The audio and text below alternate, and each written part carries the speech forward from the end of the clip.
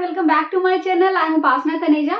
सो ये है linear algebra की सीरीज जिसमें हमने सब कुछ अब वेक्टर स्पेसिस में पढ़ लिया है। Vector spaces, quotient spaces, linear sum, direct sum, examples उनके ऊपर। ठीक है, तो आज की जो वीडियो है हम उसमें एमसीक्यूज करने वाले हैं कुछ डायमेंशन के ऊपर, डायमेंशन ऑफ वेक्टर स्पेसिस। तो उसके साथ आपको कुछ प्रॉपर्टीज भी पता चलेंगी और कुछ ट्रिक्स भी। ठीक है, तो आइए स्टार्ट करते हैं विद एग्जांपल नंबर 1।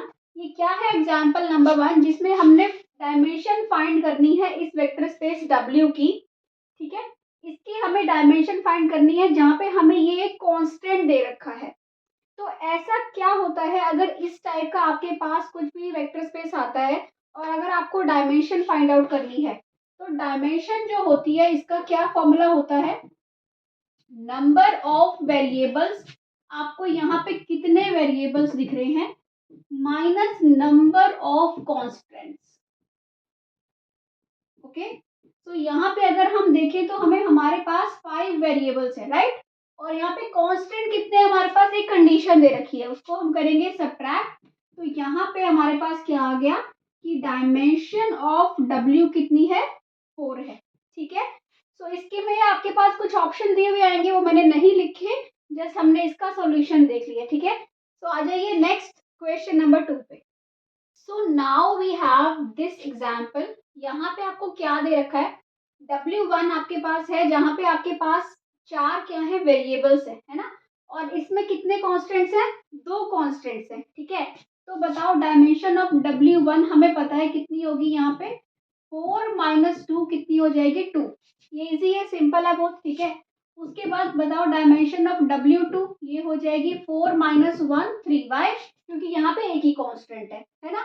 इसके बाद हमारे ऑप्शंस क्या है हमारे पास कि dimension of W1 intersection W2 1 होगा या 2 होगा, और W1 प्लस W2 ये हो गया लीनियर सम। आपको याद हो तो हमने लीनियर सम डिफाइन किया था ना, तो उसके ऊपर हमारे पास क्वेश्चन है। ठीक है, अब हमें सबसे पहले ये देखना है कि dimension of W1 intersection W2 कितनी होगी। W1 ऑफ इसकी डायमेंशन आप कैसे देखते हो, आपके पास कितने हैं वेरिएबल्स, 4 हैं, राइट। आप ये देखो दोनों को मिला के कितने कांस्टेंट्स हैं, 3 कांस्टेंट्स है। तो 4 माइनस 3 इज इक्वल टू 1। तो इसकी क्या हो गया, इसका मतलब ये ए पार्ट इज ट्रू, इसकी क्या होगी डायमेंशन 1 होगी। इसके बाद आता है कि अब हमने dimension of W1 plus W2 check करनी है, और उसका हमें फॉर्मूला पता है, क्या होता है dimension of W1 plus W2 linear sum की, dimension of W1 plus dimension of W2 minus dimension of W1 intersection W2, that is 2 plus 3, right, minus 1। तो क्या हो जाएगी 4। तो क्या ट्रू है, A and C both are true in this case। तो ये हुआ एग्जाम्पल नंबर 1, ये हमने देखे कॉन्स्टेंट्स के ऊपर। ठीक है, अब आ जाओ एग्जाम्पल नंबर 3 पे। तो ये है एग्जाम्पल नंबर 3, ये है आपका किसके ऊपर, मैट्रिसेस के ऊपर। अगर आपने ये फॉलो की हुई है सीरीज, तो आपको पता होगा कि इससे पहले मैंने कुछ लेक्चर्स पहले इसके ऊपर एक वीडियो अपलोड की थी जहाँ पे आपको डायमेंशंस की सारी शॉर्ट ट्रिक्स दी थी, है ना। जहाँ पे हमने मैट्रिसेस के ऊपर भी सारा डिस्कस किया था कि अगर मैट्रिक्स सिमेट्रिक हो, स्क्यू सिमेट्रिक हो, हर्मिशियन, सारा डिस्कस किया था। तो उसमें से ही ये एक क्वेश्चन है, ये क्या बोलता है कि अगर W एक सबस्पेस है सिमेट्रिक मैट्रिसेस का, है ना, तो आप उस W की डायमेंशन क्या होगी। और मैट्रिसेस किस ऑर्डर की है, ऑर्डर 5 की है। तो इसका एक शॉर्टकट होता है क्या, डायमेंशन ऑफ W होती है n इंटू n प्लस 1/2।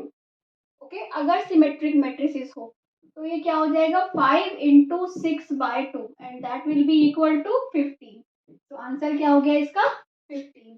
तो ये बहुत सिंपल है। सो अगर आपके मैट्रिसेस के सारे और क्वेश्चंस देखने हो या शॉर्ट ट्रिक्स देखनी हो, तो आप उस वीडियो को देख सकते हो, इसी लीनियर अलजेब्रा की प्लेलिस्ट में आपको वो वीडियो मिल जाएगी। So now we have this very important question. ये क्या है, आपको एक डायमेंशन निकालनी है, किसकी पता करनी है, किसकी, वेक्टर स्पेस की। वेक्टर स्पेस M है जो किसका है, यहाँ आप मैट्रिसेस देखिए Aij M क्रॉस n। अगर ये रियल के ऊपर रियल ही होती तो हम बोलते कि Mn इसकी डायमेंशन है। अब यहाँ पे आपने देखना है कि Aij किसके मेंबर्स है, कॉम्प्लेक्स के, है ना। अब अगर आपको डायमेंशन देखनी हो किसी भी कॉम्प्लेक्स की ओवर रियल फील्ड, तो वो होती है 2, है ना। आप ए प्लस आई बी, तो क्या होती है 2 होती है ये ऑलवेज। अब यहाँ पे अगर आपको पता है कि ए आई जे की एम क्रॉस एन है, इसकी डायमेंशन है एम है ना, और किसके मेंबर है सी के, ठीक है। तो अगर 2 होती है तो यहाँ पे सी ओवर आर क्या हो जाएगी 2mn, क्योंकि for every member you have 2, है ना। तो यहाँ पे क्या हो जाएगी 2mn।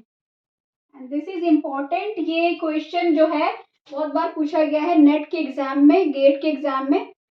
सो इसके बाद हम करते हैं नेक्स्ट एग्जाम्पल नाउ। तो next we have very important example. क्या है ये, आपको W1 और W2 दो सबस्पेसेस दे रखे हैं, किसके, एक finite dimensional vector space V के, ठीक है। इसके बाद वो कह रहा है कि आपको ये कंडीशन गिवन है, वो क्या कंडीशन है कि जो dimension of W1 plus dimension of W2 है वो डायमेंशन ऑफ V से ज्यादा है, उन दोनों का जो सम है, ठीक है।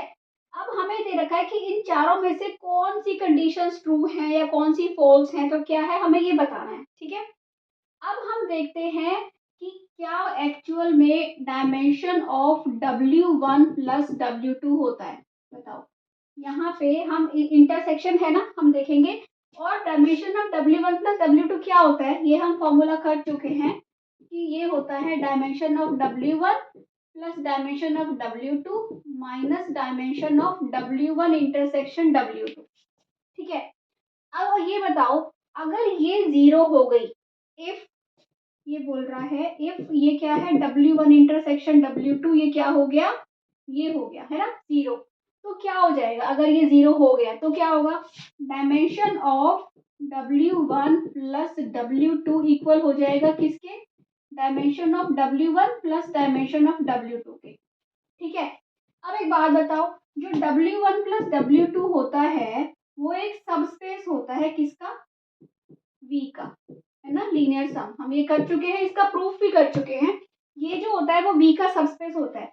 इसका मतलब क्या हुआ, जो इसकी डायमेंशन होगी वो क्या होगी, डायमेंशन ऑफ V से कम होगी, राइट। बट इसका मतलब, और ये तो इसके इक्वल है, अगर ये 0 हुआ तो इसका मतलब this implies dimension of W1 plus dimension of W2 dimension of V से क्या हो जाएगी, कम हो जाएगी। But which is a contradiction, क्योंकि ये तो हमें दे रखा है कि इसकी डायमेंशन V से बड़ी है, so that means this is not possible, है ना। सो इसका मतलब ये can not be equal to 0, ये 0 होना पॉसिबल नहीं है। तो ये हमारा ट्रू हो गया कि this can not be equal to 0, है ना। अब ये कि कोई भी दो अगर सबस्पेस है सेम वेक्टर स्पेस के तो उनका इंटरसेक्शन फाई नहीं हो सकता, तो this is also not true, this is also not true, right. ये और ये पॉसिबल कंडीशन कब होती है, ओनली इन डायरेक्ट सम, ठीक है, ये भी हम कर चुके हैं कि डायरेक्ट सम के केस में होती है, तो this is also not true. So क्या ट्रू है इसके लिए, W1 intersection W2 is not equal to 0, ठीक है। सो आई होप आपको क्लियर हुआ है आज की क्लास की, हमने ये 5 एग्जाम्पल किए। इसके साथ अब हमने वेक्टर स्पेस का टॉपिक को हम खत्म करेंगे और अब हम मैट्रिसेस पे आएंगे, ठीक है। मैट्रिसेस करके उसके बाद हम लीनियर ट्रांसफॉर्मेशन के टॉपिक पे जाएंगे। तो अगर आपको अच्छा लग रहा है तो प्लीज़ चैनल को सब्सक्राइब कर दीजिए, वीडियो को लाइक कर दीजिए और प्लीज़ कमेंट सेक्शन में बताइए कि कैसा लगा आपको। Thank you for watching, bye bye.